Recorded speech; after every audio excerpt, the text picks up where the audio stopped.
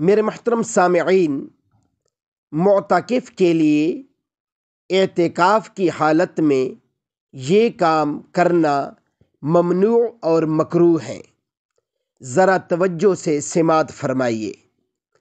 بلا ضرورت باتیں کرنا، اعتکاف کی حالت میں فحش یا بیکار اور جھوٹے قصے کہانیوں یا اسلام کے خلاف مضامین پر مشتمل لٹریچر، تصویر دار اخبارات اور رسائل یا اخبارات کی خبریں مسجد میں لانا، رکھنا، پڑھنا، سننا، یہ سب ممنوع اور مکروہ ہے۔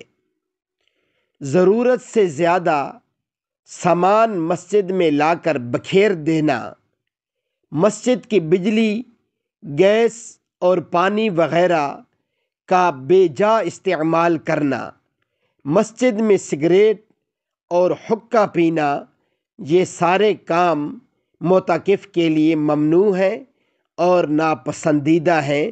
اللہ رب العزت عمل کرنے کی توفیق عطا فرمائے۔